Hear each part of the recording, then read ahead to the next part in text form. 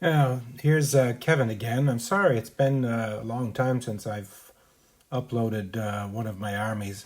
I've been very, very busy lately with work and a lot of other things of remodeling. So please forgive me. But now I'm ready to kind of get back into it. I wanted to start with a couple of Renaissance armies that I thought might be kind of fun. One of them I just finished rebasing and doing some touch up and tweaking, a little bit of flag work and reorganizing of an army that I really enjoyed, and one that you can morph into a lot of other nations, and that's the Swiss. You know, and not a lot of people know much about the Swiss. And we know they're a neutral nation, but we don't know much about them as a military force. They kind of came into history and then popped back out. But I'll try to briefly explain it, and then you'll kind of know why I built it. As you can see from a lot of the images that I put up here, which I do generally before I show the army, just to kind of give you a general feel. But, you know, the Swiss, they established their military reputation along with their liberty in about the 15th century. And their victories of the 1470s over the armies of Charles the Bold, which I'll show that army next, really gained them the general recognition as the supreme foot soldiers of Europe, you know, a reputation which they kind of held until their defeat at the Battle of Biocca in about 1522. But even after that, and though a little of their edge had gone at that time, they remained a very good soldier. And as their selection by both the Pope and the King of France as bodyguards pretty much indicated. But mercenary service, that's what people really think about, the Swiss as mercenaries. But it was a useful supplement to the mountaineers' frugal way of life. And they were hired by a lot of people: Milan, Venice, the papacy, France, Spain. I think even Henry VIII of England hired them at one time. But in 1516, they signed a perpetual peace treaty with France, and then from then on, they were found more or less exclusively in French service. You'd find a few every now and then, but they were pretty much rogue. But they formed the chief battle line of pretty much all the French armies at the time. So, you know, they were chiefly a pike armed army, and they they played a huge role in a lot of the Catholic armies, the French of War of Religion, and they continued in French service all the way through the Revolution, and even serving Napoleon. But the French really didn't look at them as mercenaries because they were hiring them from a friendly power that they had a treaty with.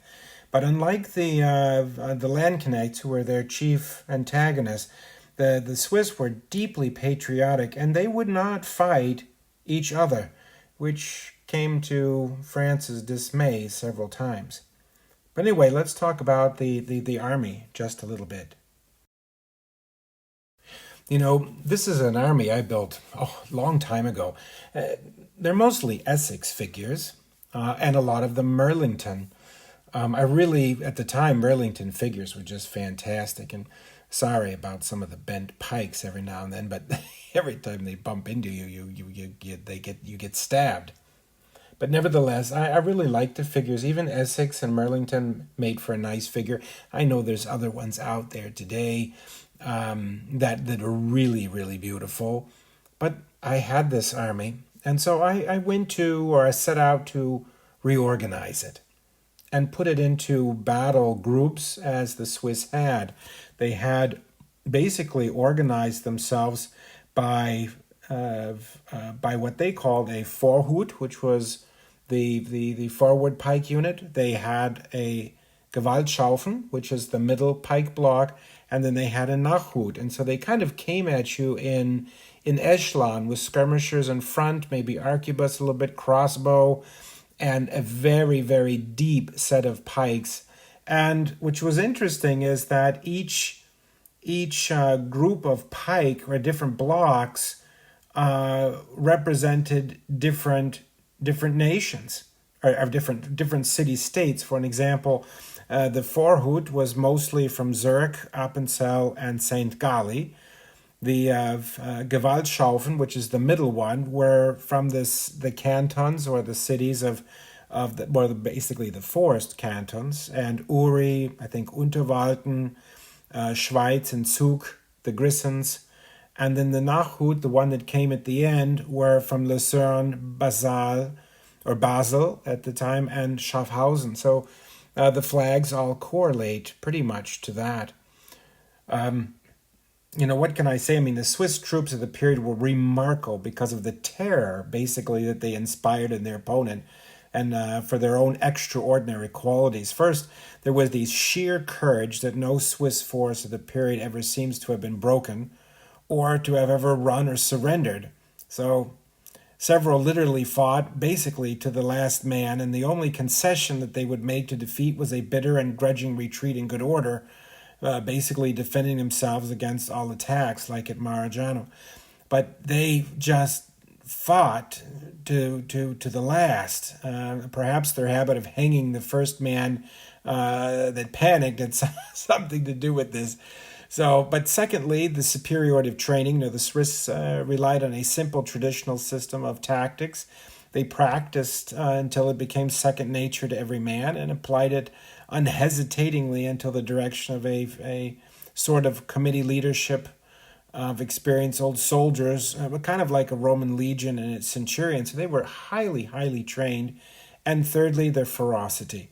The Swiss spared no one, refused quarter to their enemies and even prisoners who could afford a ransom. They were just mercilessly slaughtered. So they violated a lot of terms of surrender and they pillaged. I mean, they had a ruthless reputation and really had no commercial attitude to war whatsoever. So we could go into the tactics of them, but right now I just wanted to share with you the army and what I've built. But I think maybe just a couple of words about it. But the pikes were normally formed into three very large columns, although they had flexibility and sometimes there weren't three. But, against infantry, the Swiss nearly always took the offensive. Heavy training and at tremendous speed. It was pretty hard, at the sight of that force of spear points coming down to you at a run. Oftentimes was just too much. But they went forward, these columns in echelon of, one not always the right in advance of the others that were further back to guard its flank and act a little bit like a reserve. But the leadership was very professional rather than inspired, and the Swiss did not entirely adapt to the growing power of firearms and field defenses, which took a toll on them quite a bit, to be honest, and one of the reasons that they were wiped out almost to a man later. But really a beautiful army. I love it. Tried to paint it. It's my own idea of what they might have looked like, and I hope you enjoyed it. There's the Swiss of the Renaissance, and thank you very much for listening and watching.